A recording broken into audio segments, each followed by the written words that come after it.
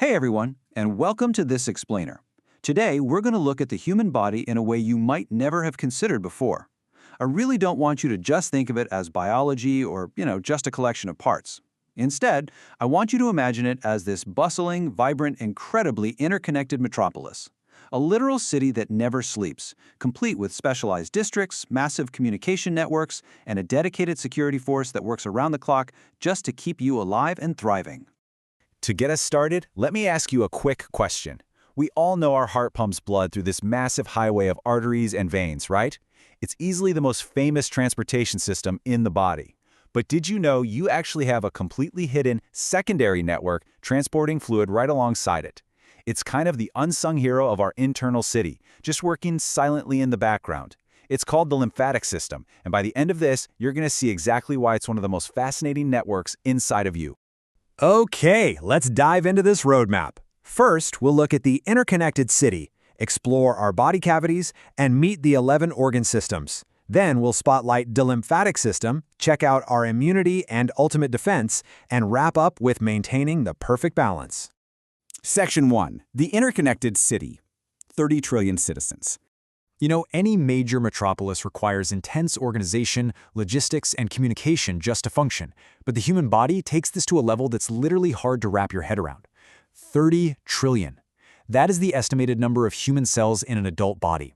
Every single one of those cells is essentially a citizen of our metropolis. And just like citizens in a real city, they can't survive on their own. They rely completely on the city's infrastructure. They need oxygen delivered, they need nutrients supplied, and they absolutely need their waste taken away. If that infrastructure fails, the citizens perish. So to understand how this massive city runs, scientists basically use two different lenses. First up is anatomy, which is the study of structure. Think of this as the physical layout, the buildings, the distinct districts, the highways. The second lens is physiology, the study of function. This is all about operations, how the electricity flows, how the traffic is managed, and how the city repairs itself. And you really can't have one without the other, right? The physical form completely dictates how it functions.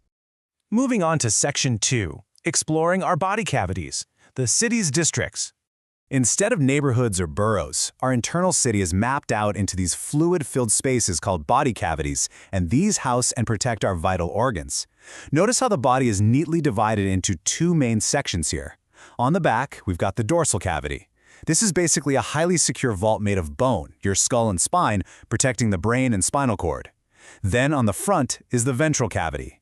This one's much larger and is subdivided into the thoracic or chest cavity and the abdominal pelvic cavity.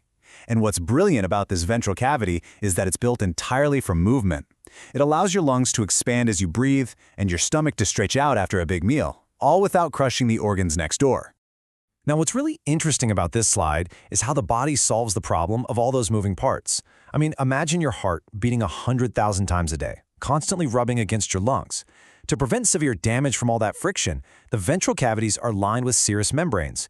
It's essentially the city's anti-friction coating. These are double-layered membranes with a really slippery fluid right in between. You have the pleura wrapping the lungs, the pericardium around the heart, and the peritoneum coating your abdominal organs. It allows them all to glide past each other perfectly smoothly. Section 3. The 11 organ systems, the city's workforce. All right, so we've got the buildings and the districts. Now we need the workforce. Those 30 trillion cells group together into tissues, which form organs, which then group together into 11 highly specialized organ systems. Let's rapidly run through the first 5. The integumentary system is your skin, the city walls keeping invaders out. The skeletal system is your structural framework and mineral storage. The muscular system provides movement and generates heat. Then we have our communication departments. The nervous system acts like this high-speed electrical internet for rapid responses, while the endocrine system is more like the mail service, sending long-term chemical messages called hormones straight through the blood. Continuing on, the cardiovascular system is the main highway, pumping blood to distribute supplies. The respiratory system handles gas exchange, bringing in oxygen and venting out carbon dioxide. The digestive system processes raw materials into usable nutrients. And the urinary system filters out metabolic waste. We also have the reproductive system for generating new life. But the final one I want to highlight, and honestly the one that often gets overlooked, is the lymphatic system. This is the ultimate security and sanitation department of our city. Which brings us to Section 4, Spotlight, the lymphatic system, the silent guardians. While the heart loudly pumps blood, this fascinating secondary network is working quietly right alongside it. It's a massive, branching system of vessels and nodes reaching almost every corner of your body. So the crucial point is this: as your blood pressure pushes oxygen and nutrients out of your capillaries to feed your cells, fluid literally leaks out into the surrounding tissue. If that fluid just sat there, you would swell up like a balloon. The lymphatic system acts like a microscopic drainage network, sweeping up this excess fluid, which we now call lymph, and managing the city's waste. Let's actually walk through the micro-narrative of a single drop of this fluid. First, the lymphatic vessels extract this leaked interstitial fluid from between the cells. Next, before it can be put back into circulation, it has to be filtered. So it flows through lymph nodes, which act exactly like tiny water treatment plants. During this whole process, the system is also busy transporting absorbed fats straight from your digestive tract. And finally, once the fluid is cleaned and inspected, it gets dumped right back into the bloodstream near your heart, keeping your blood volume perfectly maintained. Section 5. Immunity and ultimate defense, neutralizing threats. Now, the lymphatic system isn't just about plumbing. It's literally the primary staging ground for the immune system. Take a look at this definition of the immune system's main job: to distinguish its own cells and tissues from outside cells and substances, and to neutralize or destroy the latter. Think about how incredible that is for a second. These two systems use the lymphatic highways to actively patrol the city. Your body has an active intelligence. Out of those 30 trillion cells, it knows exactly who is a registered citizen and who is a foreign invader, like a bacteria or a virus.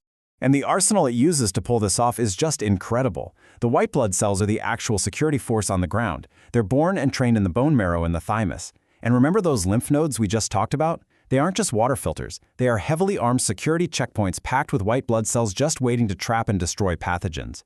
The spleen does a very similar job, filtering the blood directly. And when a threat is identified, the system deploys highly specialized weapons, like antibodies and cytokines, to completely neutralize it. Finally, Section 6, maintaining the perfect balance, achieving homeostasis.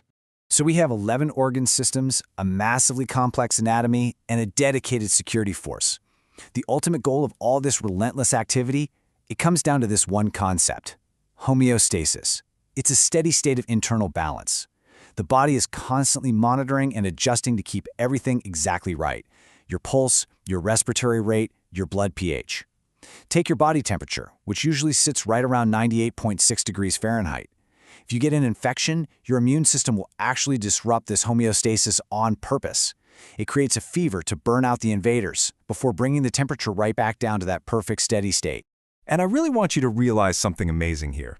Right now, as you sit there watching this explainer, you don't even have to think about any of this. Your heart is pumping, your lungs are expanding within their serous membranes, and your silent guardians, the lymphatic and immune systems, are quietly returning fluids and hunting down microscopic invaders to keep you perfectly healthy.